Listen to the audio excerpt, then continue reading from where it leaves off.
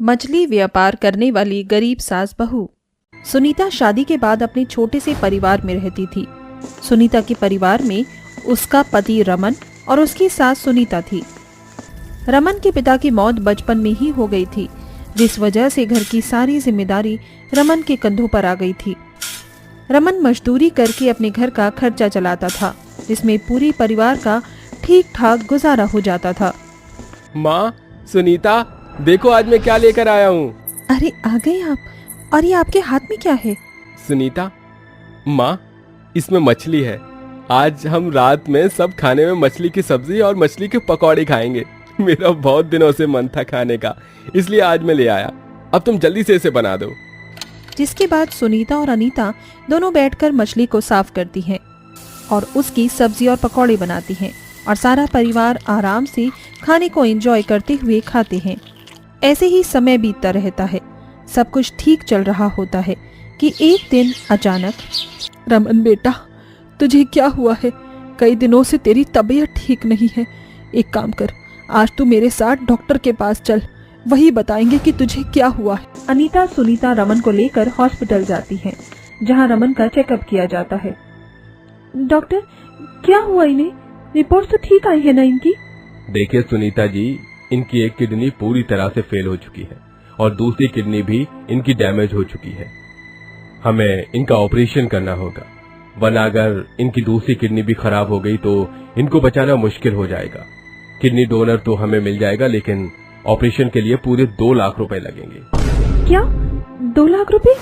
Doctor साहब, हमारे पास तो 2000 रुपए भी नहीं है, तो हम 2 लाख रुपए जितनी बड़ी रकम कहाँ से लाएंगे? देखिए, मैं समझ सकता हूँ, लेकिन आपको जल्द से जल्द इन पैसों का इंतजाम करना पड़ेगा, वरना अंजाम तो मैं आपको बता ही चुका हूँ। इतना कहकर डॉक्टर वहाँ से चला जाता है। डॉक्टर की बात सुनकर अनीता और सुनीता रोने लगती हैं और एक दूसरे से कहती हैं, माँ जी, अब हम क्या करेंगे? 2 लाख रुपए कहाँ से लाएंगे हम? अगर इनका ऑपरेशन नहीं हुआ तो क्या होगा? बहू, हम कुछ न कुछ जरूर कर लेंगे। रमन को कुछ भी नहीं होगा, तो हिम्मत मत हार। अनीता सुनीता रमन को वापस घर लेकर आते हैं और उसका अच्छे से ख्याल रखते हैं। रमन के काम पर ना जाने की वजह से घर में पैसों की तंगी आने लगती। बहू, क्या हुआ? शाम होने को आई है और तूने अभी तक खाना ही नहीं बनाया है।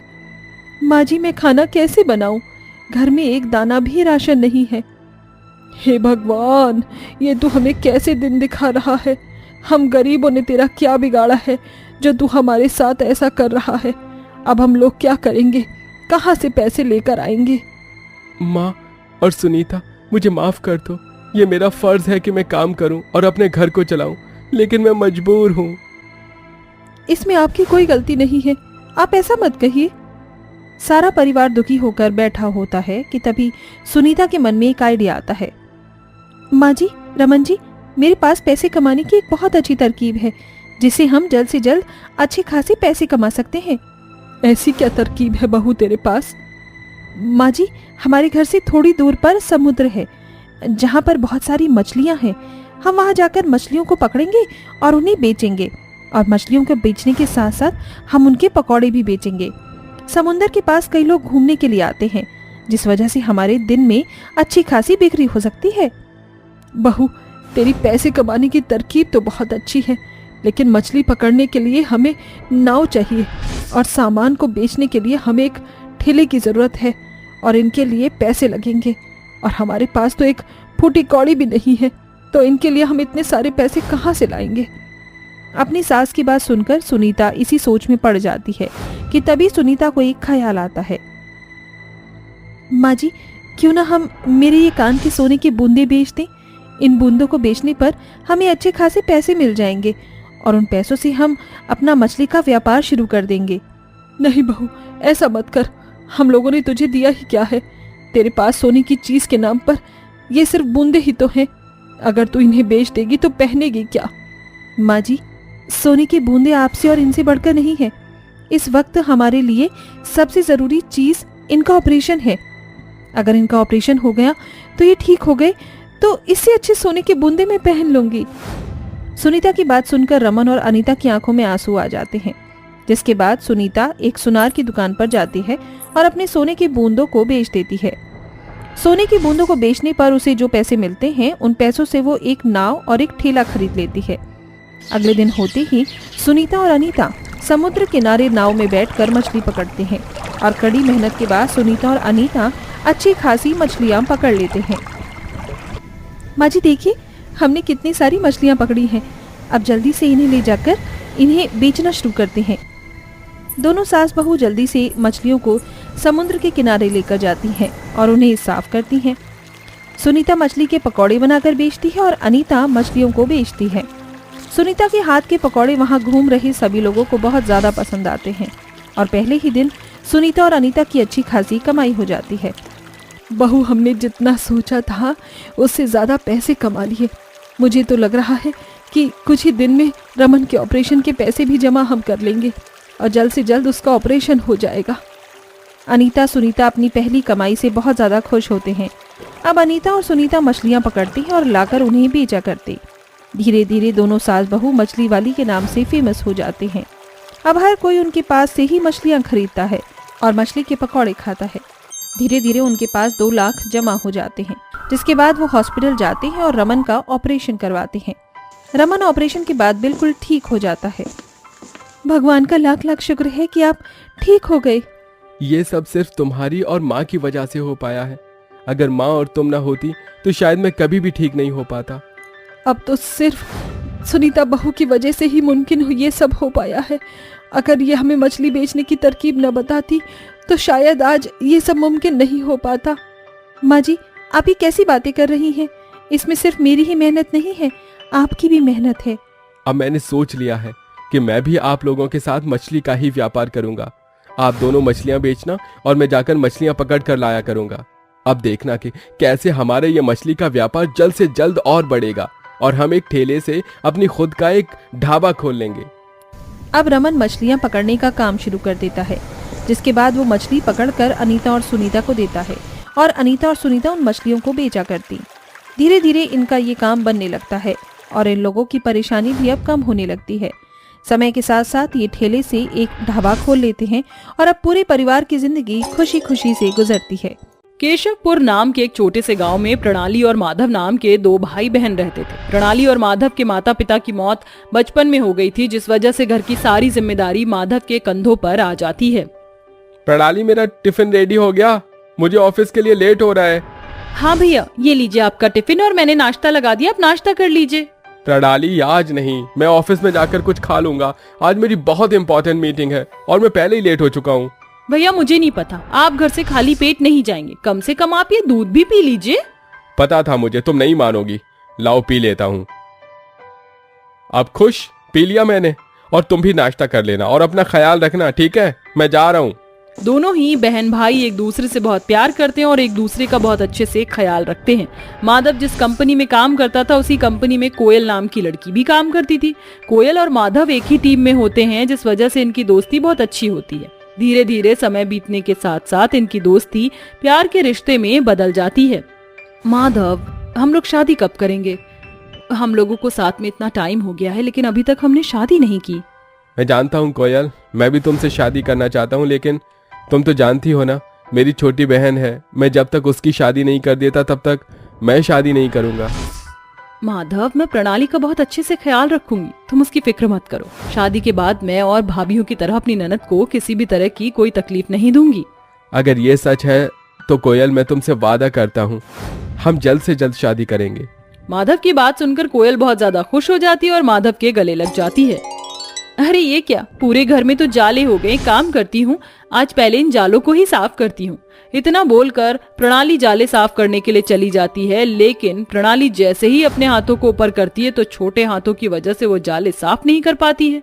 अरे ये जाले तो मुझसे साफ ही नहीं हो रहे। एक काम करती हूँ, अंदर से स्टूल लेकर आती हूँ, स्टूल पर खड़े होकर जाले साफ करूंगी। प्रणाली जल्दी से कमरे में जाती है और स्टूल लेकर आती है। स्टूल पर खड़े होकर प्रणाली जाले साफ करने की कोशिश करती है, लेकिन स्टूल के हिलने की वजह से प्रणाली नीचे गिर जाती है। मेरी कमर, मुझे नहीं लगता ये जाले मुझसे साफ होंगे। शाम को भैया आएंगे, उनसे ही जाले साफ करवाऊंगी। मैं जाकर खाना ही बना लेती हूँ। जिसके बाद प्रणाली उठकर किचन में खाना बनाने के लिए जाती है। अरे यार, ये दाल का डब्बा तो ऊपर रखा हुआ है, अब मैं ये दाल का डब्बा कैसे लूं? एक काम करती हूँ, किचन पर चढ़कर ले लेती हूँ। प्रणाली जैसे ही किचन पर खड़ी होती है वैसे उसका पैर फिसल जाता है और वो नीचे गिर जाती है। हाय मेरा पैर, पहले मेरी कमर टूटी, अब मेरे पैर, काश मेरे हाथ लंबे होते तो मैं हर काम आसानी से कर लेती। इतना बोलकर प्रणाली लंगड़ाती लंगड़ाती कमरे तक जाती है और आराम करती है। शाम को जब माधव घर आता है तो प्रणाली को ऐसी हालत में देखकर कहता है, अरे प्रणाली, ये चोट कैसे लगी तुम्हें? भैया मैं काम कर रही थी और नीचे गिर गई, इसलिए मुझे ये चोट लग गई। प्रणाली की बात सुनकर माधव को प्रणाली की फिक्र होने लगती है। बेचारी मेरी बहन पूरा दिन घर का काम करती है। कोयल सही कह रही थी, अब मुझे शादी कर लेनी चाहिए। कोयल घर में आएगी तो भाभी और नंद की जिम्मेदारियों को आधा आधा बांट लेंगी। जिसके बाद माधव कुछ ही दिनों में कोयल से शादी कर उसे अपने घर ले आता है। शादी के बाद कोयल घर का और प्रणाली का अच्छे से ख्याल रखती है और घर की सारी जिम्मेदारियों को उठाती है। अरे भाभी, आप ये क्या कर रही हैं? लाइए पंखा मैं साफ कर देती हूँ। कोई बात नहीं प्रणाली, तुम जाकर आराम कर लो, पंखा मैं साफ कर दूंगी। नहीं भाभी, पंखा मैं साफ कर देती हूँ। प्रणाली के बार बार कहने पर कोयल नीचे आ जाती है और प्रणाली जल्दी से टेबल पर चढ़कर पंखा साफ करने की कोशिश करती है, लेकिन प्रणाली के हाथ पंखे तक पहुंच नहीं पाते, जिसे देखकर कोयल हंसती हुई कहती है, मैंने कहा था ना प्रणाली, तुम रहने दो, तुम्हारे हाथ पंखे तक नहीं पहुंच पाएंगे। पंखा मैं साफ कर देती हूँ, एक काम करो, तुम बाहर जाकर बाजार से सब्जी ले आओ। प्रणाली को अपनी भाभी की बात बिल्कुल भी अच्छी नहीं लगती, जिसके बाद वो बाजार सब्जी लेने के लिए चली जाती है और कहती है, काश कोई ऐसा जादू हो जाए जिससे मेरे हाथ लंबे हो जाए और मैं एक जगह बैठे बैठे घर के सारे काम कर दूं। प्रणाली इतना कह ही रही होती है कि तभी उसकी ये बात एक तांत्रिक बाबा सुन लेते हैं। क्या तुम सच में अपने हाथ लंबे करना चाहती हो? हाँ बाबा, मैं सच में अपने हाथ लंबे करना चाहती हूँ, लेकिन ये सिर्फ कहानियों में होता है, असलियत में नहीं। मैं अपने जादू से तुम्हारे हाथों को लंबा कर सकता हूँ। क्या सच में बाबा, आप मेरे हाथ लंबे कर सकते हैं? हाँ बेटा। जिसके बाद तांत्रिक बाबा अपने जादू से प्रणाली के हाथों पर जादू करते हैं। बाबा, आपने तो कहा था कि मेरे हाथों को लंबा करके, लेकिन मेरे हाथ तो वैसे के वैसे ही हैं, ये तो 1 इंच भी नहीं बढ़े। बेटा, जब भी तुम कुछ काम करोगी और अपने हाथों को आगे बढ़ाओगी, वैसे ही तुम्हारे हाथ लंबे हो जाएंगे। बाबा की बात सुनकर प्रणाली बहुत खुश होती है और खुशी खुशी अपने घर जाती है। अब तो मेरे हाथ लंबे हो गए हैं, अब मैं बैठे बैठे ही घर के सारे काम आसानी से कर सकती हूँ। इतना कहकर प्रणाली आराम से सोफे पर बैठे बैठे ही अपने हाथों को लंबा करके घर के सारे जाले साफ, झाड़ू पोछा, बर्तन, सारे काम कुछ ही देर में कर देती है और पूरा घर शीशे की तरह चमक जाता है। अरे ये घर कैसे इतना चमक रहा है? ऐसा लग रहा है किसी ने इसकी खूब अच्छे से सफाई की है। भाभी, सही कहा आपने, मैंने अभी पूरे घर की अच्छे से सफाई की है, अभी तो ये इतना चमक रहा है। लेकिन प्रणाली, तुम्हारे हाथ तो इतने लंबे नहीं है, तो तुमने घर के सारे जाले कैसे साफ किए? भाभी, यही तो मेरा जादू है, हाँ बस देखती जाओ, अब आपको कोई भी काम करने की जरूरत नहीं है। इतना कहकर प्रणाली वहाँ से चली जाती है। प्रणाली हमेशा अपने लंबे हाथों का इस्तेमाल करके सारे काम कर लिया करती थी। ऐसे ही समय बीतता रहता है। प्रणाली का घर 2 मंजिल होता है, जिसमें पहली मंजिल पर प्रणाली रहती है और दूसरी मंजिल पर माधव और उसकी पत्नी कोयल रहती है। कोयल, जल्दी से जाकर नीचे से नाश्ता ले आओ, मैं ऑफिस के लिए लेट हो रहा हूँ। बस 2 मिनट में आपकी शर्ट प्रेस कर दूं, उसके बाद जाकर आपके लिए नाश्ता लेकर आती हूँ। कोयल माधव बात कर ही रहे होते हैं कि तभी निचली मंजिल पर बैठी प्रणाली अपने लंबे हाथों से नाश्ता अपने भाई के कमरे में रख देती है।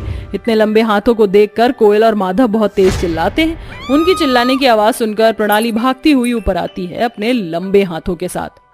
प्रणाली, तुम्हारे हाथों को क्या हुआ? तुम्हारे हाथ इतने लंबे कैसे हो गए?